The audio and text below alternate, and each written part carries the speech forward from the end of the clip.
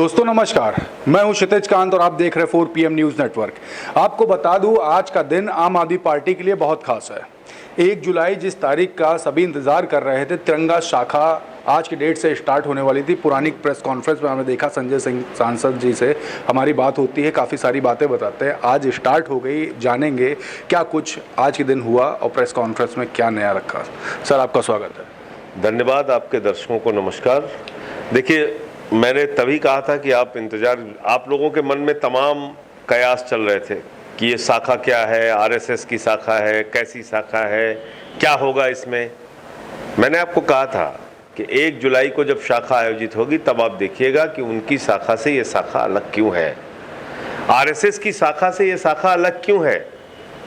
आज आपने देखा, सबने अपने सामने भारत का राष्ट्रीय ध्वज तिरंगा फहराकर, राष्ट्रगान करके, भारत के संविधान की प्रस्तावना पढ़ के तिरंगा शाखा की शुरुआत की।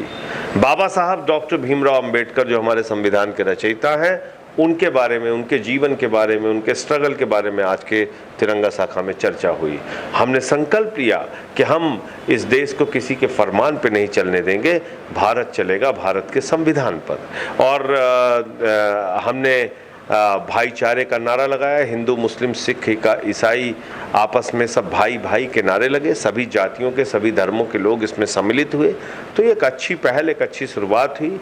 और आरएसएस कभी तिरंगा नहीं लगाती अपनी शाखा में। आरएसएस कभी माताओं बहनों को अपनी शाखा में स्थान नहीं देती। दलितों, पिछड़ों को कभी अपने संघ का प्रमुख नहीं बनाया। तो ये तमाम प्रश्न हैं जो आरएसएस से पूछे जा सकते हैं कि भाई आप अपनी शाखाओं में इन चीज़ों का पालन क्यों नहीं करते। तो एक अच्छी और एक बेहतरीन शुरुआत आज हुई है। उत्तर प्रदेश के 1000 स्थानों पर तिरंगा शाखा का आयोजन किया गया। अच्छा, अगले 6 महीने की बात करूँ या साल भर की बात करूँ, तो एक कॉन्सेप्ट लेकर चल रहे होंगे कि इतनी तिरंगा शाखाएं होनी चाहिए। हमने 10,000 का टारगेट रखा है कि 10,000 तिरंगा शाखाएं अगले 6 महीने में हम लोग पूरे उत्तर प्रदेश में निर्माण करेंगे। और उसमें करीब करीब कोशिश ये होगी कि 10,000 हमारे शाखा प्रमुख बन जाएं और फिर उनका एक बड़ा सम्मेलन, एक प्रशिक्षण शिविर कार्यक्रम कराया जाएगा। क्या ये यूपी के बाहर भी होगा आगे चल के फ्यूचर में? अब अभी तो यूपी से इसकी शुरुआत हो रही है, आगे के लिए तो अभी मैं कुछ नहीं कह सकता, लेकिन यूपी से इसकी शुरुआत हो रही है। थोड़ा महाराष्ट्र पॉलिटिक्स से बात कर ले। क्या महाराष्ट्र में जो उलटफेर हुआ, क्या इसको मानते हैं डेमोक्रेसी को बहुत बड़ा खतरा है? देखिए, महाराष्ट्र फिल्म जो है वो हॉरर फिल्म से कॉमेडी फिल्म बन गई। किडनैपिंग गैंग ने पहले सक्रिय होकर विधायकों का किडनैप किया, फिर उसको गुवाहाटी में रखा, फिर गोवा में रखा, फिर सूरत में रखा। ये सब चलता रहा। 2 दिन पहले वीडियो भी बन गया कि फडणवीस साहब शपथ लेने जा रहे हैं। घोड़ी भी तैयार थी, दूल्हा भी तैयार था, बाराती भी नाच रहे थे। फिर अचानक एकनाथ जी आए, उन्होंने पीछे से जोरदार धक्का दिया और घोड़ी पे बैठे खुद निकल गए। तो जब दूल्हा बनने के लिए निकल गए एकनाथ जी, तो चाचाओं का फोन आया पुराने दूल्हे के पास कि बेटा साहबाला ही बन जाओ। तो साहबाला बन गया बेचारा। तो ये हमारी डेमोक्रेसी के लिए अच्छा नहीं है। 2 बार मुख्यमंत्री की शपथ ले चुका एक व्यक्ति और वो इस तरीके से सत्ता की लोलुपता में फंसा हुआ है, इस तरीके से तोड़फोड़ कर रहा है विधायकों की, ये मेरे ख्याल से ठीक नहीं है। और महाराष्ट्र की जनता समय आने पर इसका जवाब देगी। किस तरीके खतरा मानते हैं इसको डेमोक्रेसी पर?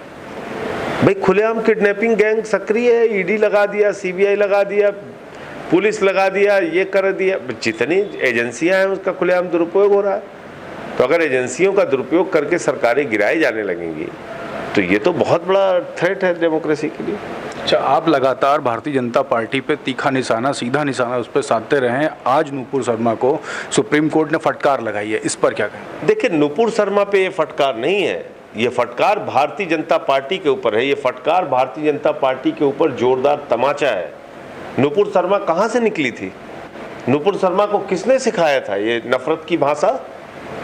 बीजेपी ने सिखाई थी। उसकी ट्रेनिंग बीजेपी में हुई है। तो बीजेपी कैसे बच सकती है इस बात से? पूरी की पूरी बीजेपी दिन रात करती क्या है? इस पे नफरत फैलाओ, उस पे नफरत फैलाओ, मार काट, लड़ाई झगड़े, इन्हीं में फंसे हुए लोग।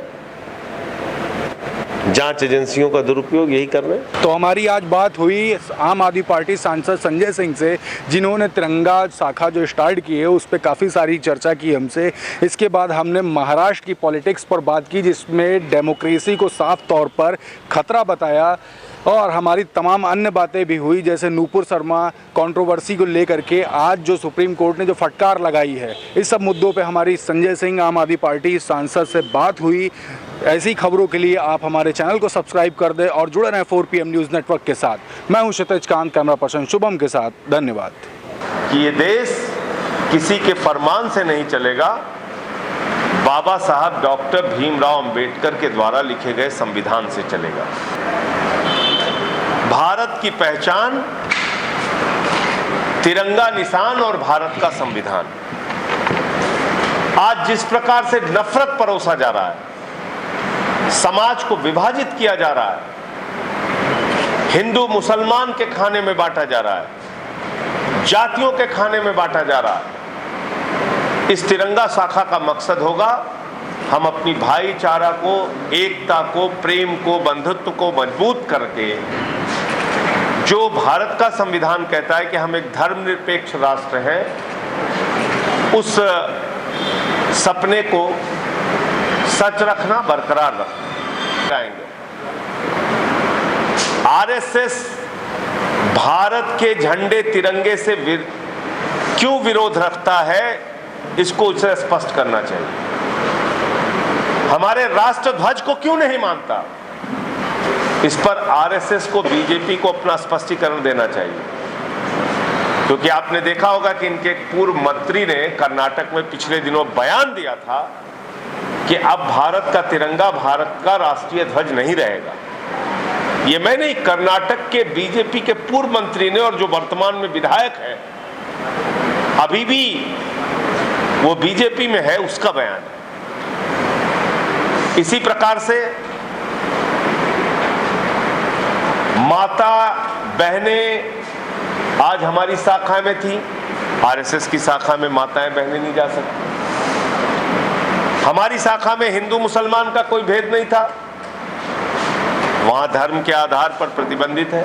हमारी शाखा में समाज के वंचित, शोषित, दलित तबके के लोगों की भागीदारी रही, जो कि वहां या तो न्यूनतम है, और 94-97 वर्षों में तो आज तक कोई संघ का प्रमुख दलित और पिछड़ा हुआ ही नहीं। तो जो सवाल हमसे किया जा रहा था कि भाई आपकी शाखा आरएसएस की तरह है, आरएसएस की तरह है, आज की शाखा के आयोजन से इन बातों का जवाब स्पष्ट हो गया कि हम देश के अंदर भाईचारे, बंधुत्व, प्रेम और एकता, नफरत की राजनीति को समाप्त करना, भारत को मजबूत करना, राष्ट्रीयता की बात हाथ में तिरंगे लेके करना, और कुछ रचनात्मक कार्यों के माध्यम से समाज सेवा का काम करना, जैसे रक्तदान शिविर का आयोजन करना, वृक्षारोपण का कार्यक्रम करना, नदियों की सफाई का कार्यक्रम करना, ये तमाम काम हम लोगों ने